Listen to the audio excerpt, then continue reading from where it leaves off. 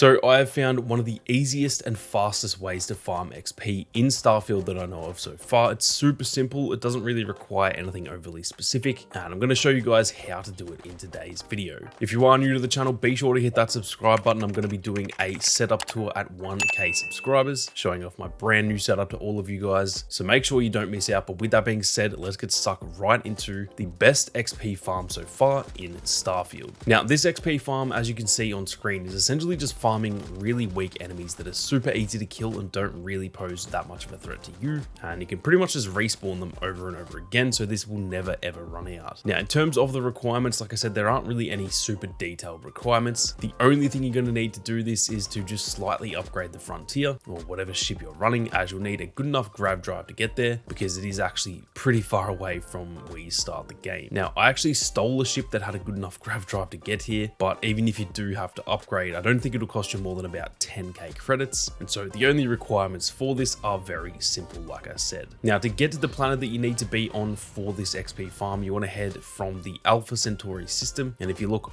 all the way over here on the right side of the galaxy map, you can see this system here called Strix, which, like I said, is quite a long way away. Now, if you're a low level, you'll just need to pretty much jump from system to system to get here, as you can't make it the whole way in one jump. Or if your ship does have enough fuel reserves and a good enough grav drive, you may actually be able to get here in just one jump. Either way, make your way over to the system, and once you do get here, you want to head to Strix 1, which is obviously a planet within the Strix system, but you can't just land anywhere. If you choose a landing area on the planet, just double check that it is in the crater biome, as far as I'm aware, these enemies will actually not spawn in any of the other biomes. They'll only spawn in the crater biome. Now, once you've found a spot, you just want to land there and you are pretty much good to go. And all you need to do at that point is, once you've landed, just check around the nearby area, and no doubt you'll come across a huge bunch of these enemies all bunched up. Every now and then you'll see some that are just on their own, but if you do have a good scan of the area, I can almost guarantee that there will be a bunch all bunched up together, and that is obviously where you're going to get the best bang for your buck.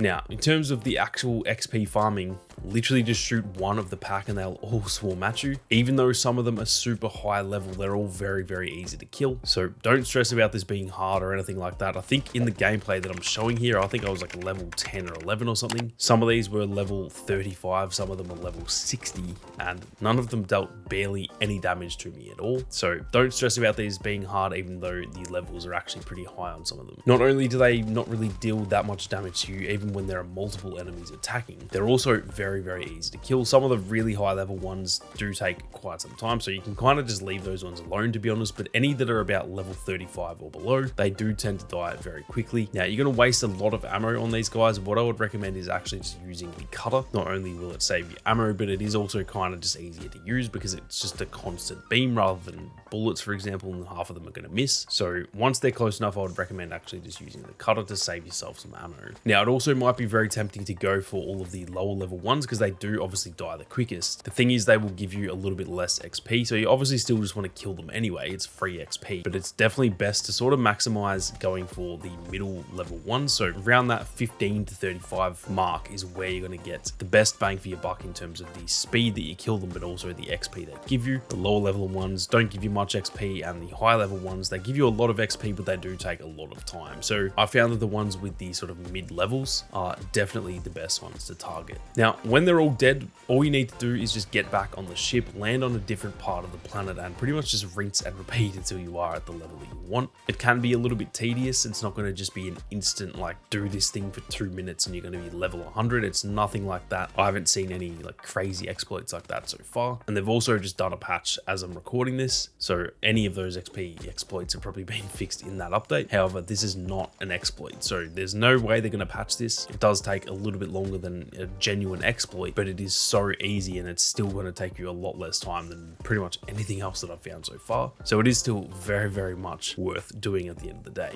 But that is it for this XP farm. If you guys find any more XP farms, be sure to let us all know down in the comment section. And on top of that, there are plenty more guides like this on the way. I'm going to be doing a heap of Starfield content, so be sure to keep your eyes peeled on the channel. With that being said though, guys, thank you all very much for watching. You guys have a great day, and I'll catch you all in the next one.